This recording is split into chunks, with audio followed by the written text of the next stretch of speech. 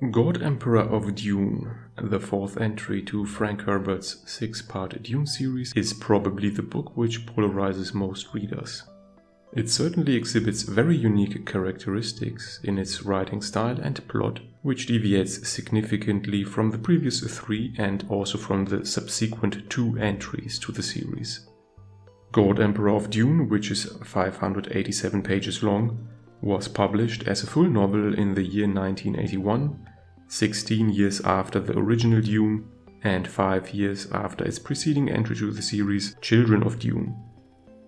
The scientific hardness of God Emperor of Dune can only be categorized at the lowest end of the sci-fi Mohs scale, since, similar to some of the previous novels, the superhuman feats of the Atreides family, which includes accurate visions, prescience, and also physical traits that are beyond that of any scientific soundness, certainly exclude these novels from being labeled hard science fiction, in any way or form.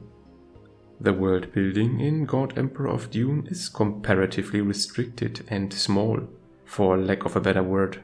Indeed, a lot of the previous grandeur of the Dune universe that was mostly due to the original Dune novel is somewhat left behind in God Emperor of Dune, and instead we focus on Leto II's chambers and Arrakis and very few other places. Similarly, while some new or altered factions are introduced, a sizable amount of the staple factions in the previous three books are either absent or only play minor roles, thus resulting in a less complex web of political factions and organizations than we are used to. However, this is the very point of the plot, which we will discuss in due course. Likewise, the amount of unique and original ideas is also comparatively limited. The novel is more related to the development of Leto II, his philosophy as a ruler, and his very personal struggle between his duty to save humanity, even though it literally means that he sacrifices his own. These are thought-provoking concepts, but I would wager that they are not really unique in literature, at least at that point. In accordance with the introspective plot, the Dramatis Personae, or list of relevant characters, is quite short in God Emperor of Dune. More often than not, vast passages of the novel are either dialogues or even monologues, with Leto II being basically the sole main character. In terms of its critical reception, God Emperor of Dune was ranked the 11th hardcover fiction bestseller in 1981, and was nominated for the Locus Award for Best Sci-Fi Novel in the year 1982. In terms of its popular reception, God Emperor of Dune received a respectable combined score of 4.0 out of 5 stars based on 10,000 of reviews on Goodreads, Library Thing and Amazon. However, it is worth to take a more detailed look at the ratings.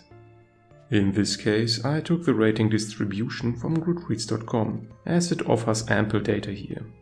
The original Dune is more or less universally liked, with 81% of 4 and 5 stars and only 4% of 2 and 1 star ratings.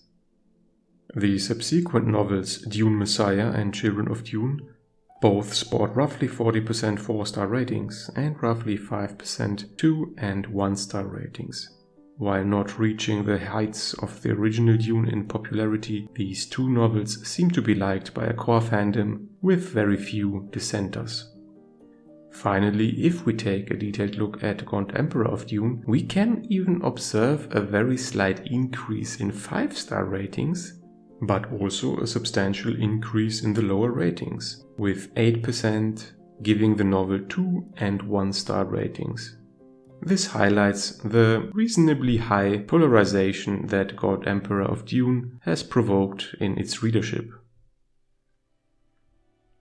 Currently, there are no indications that God Emperor of Dune will be adapted in any shape or form, no pun intended. The following plot summary might contain some spoilers related to the previous 3 books of the Dune series. You have been warned. So beware. The plot of God Emperor of Dune is set 3,500 years after the events of Children of Dune, or roughly in the year 13,700 AG, or rather 26,900 AD, if one can trust these calculations and estimations in the first place. Leto II Atreides. The God Emperor has ruled as a tyrant, combining human and giant sandworm traits. He controls the galaxy through his monopoly on the drug melange once the other sandworms perished during the terraformation of Arrakis, and also due to his immortality and superhuman strength. Leto's rule inspires both religious awe and fear due to his occasional violent outbursts. Under Leto's reign, the Landsraad has become obsolete, and the Fremen have lost their power to the all-female fish speakers. Leto intentionally stagnates technology and keeps the population in check to prevent humanity from destroying itself. He keeps true to the golden path, his divine visions. Space travel hardly takes place anymore, and as alluded to, the planet Arrakis has been transformed into a lush forest, except for one desert strip where Leto has placed his citadel. During all of this, Siona, the leader of a rebellion against Leto, steals secret records from his archives in order to bring Leto's reign to a violent end. Furthermore, the Ixians, one of the very few planetary societies that were able to retain their technology, including computers, throughout the Butlerian Jihad and also during the millennia of Leto's rule, sent a new ambassador named Hui Nori to Arrakis and the court of Leto II, with her own very special mission. Can these different factions overcome the godlike powers of an essentially immortal and all-seeing being?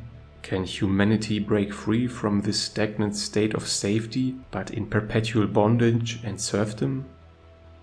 We shall see. Frank Herbert's God Emperor of Dune delves into various thought-provoking themes, making it an introspective read. One of the most significant aspects explored is the concept of free will versus destiny, along with the intricate conflict between safety, security, and freedom. Herbert skillfully plays with these tropes on multiple levels, resulting in an intellectually pleasing experience for readers who ponder the deeper implications of these questions. However, some may find this departure from the previous entries in the series less enjoyable. While the political intrigue and machinations are still present, they take a backseat to the introspective nature of the story.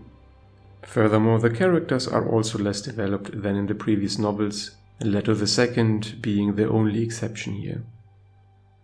Additionally, the world building, a hallmark of the Dune universe, is basically crippled, held hostage by an inhuman monster, to put it mildly. This departure from the familiar world building may disappoint those who were accustomed to the intricately crafted environments of the previous books.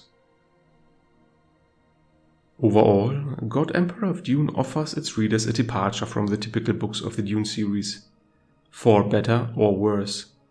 Its roster of often wooden characters, the somewhat lackluster world building, and the somewhat meandering plot are certainly its Achilles heel.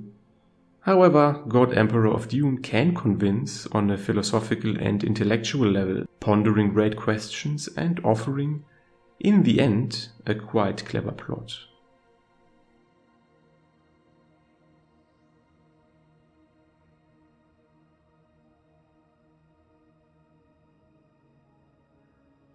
If you liked this video, you may also enjoy the other reviews and content on my channel. Feel free to leave a comment if you want to discuss the novels or if you want to suggest other books that I should review in the future. Please consider upvoting and subscribing, it is much appreciated. Thank you for watching, and until next time.